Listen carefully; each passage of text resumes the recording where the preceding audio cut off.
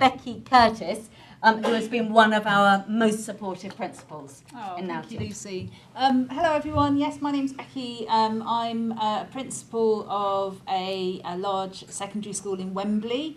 It's part of the ARC network of academies, and so we work closely with local ARC schools up there as well. It's a transition school, so it's not a brand new school. It's a school that is on the site of a formerly failing school. You only need to Google Copeland School and you'll see some of our checkered history.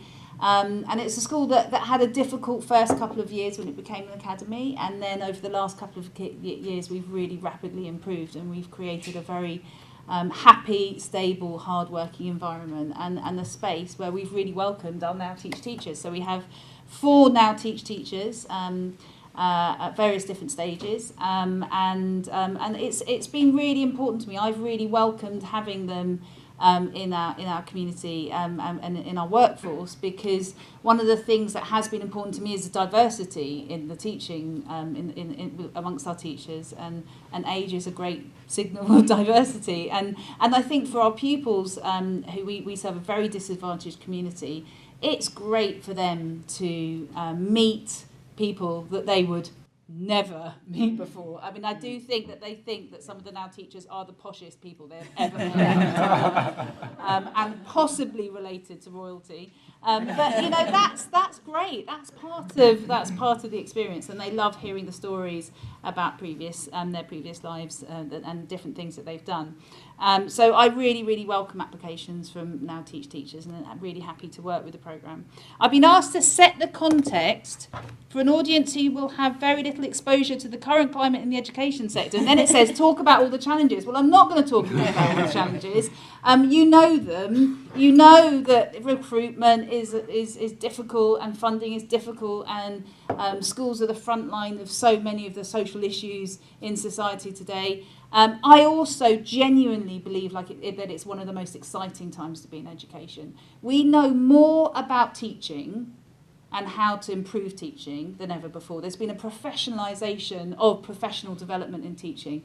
We have got incredibly geeky about what it takes to make great teachers, and we can put that into practice now in our schools. And so the training that goes into teachers, not just in their first 2 years, this carries on throughout your career, I think is world class now, and there's so much that we can do to develop teaching. We know more about learning and cognitive science and how children learn, and that's helping improve what happens in classrooms.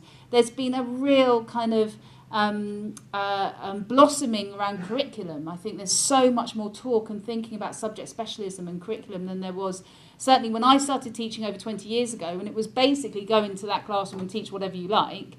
Now we invest a huge amount of time and energy into co-planning, delivering the curriculum together, planning the curriculum together as groups of teachers, and that's just so fun. It's so interesting, and it really is great for teachers to be involved in that kind of professional development as well.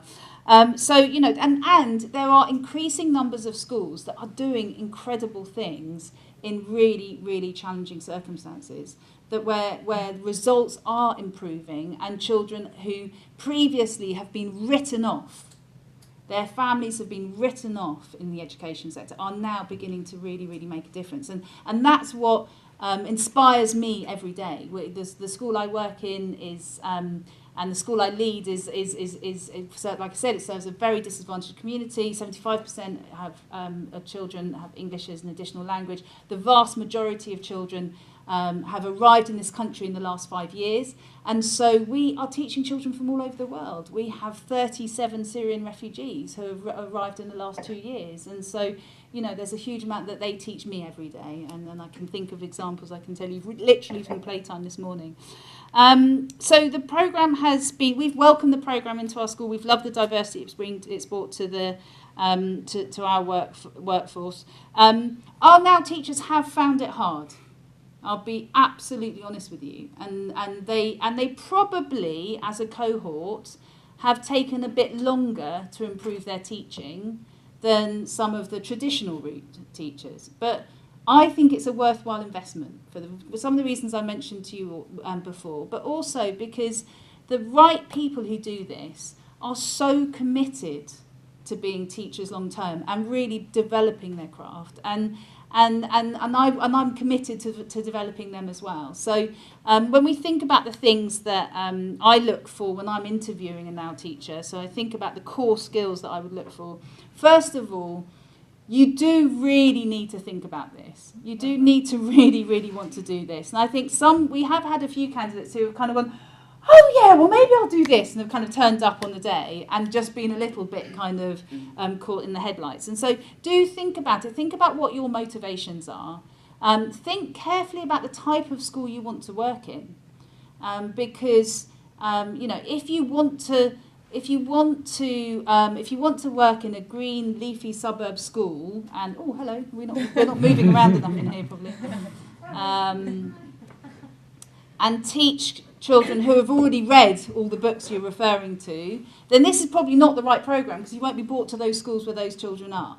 Okay, but if you want to really do this amazing piece of work where, for instance, in my school, we are taking children from no English all the way to the top universities, that is transforming life chances. But that does mean you have to do a lot of the basics. You've got to teach them a lot of the very, very basic stuff that is usually in primary schools. But we do it in year 7, 8, 9, 10 and 11.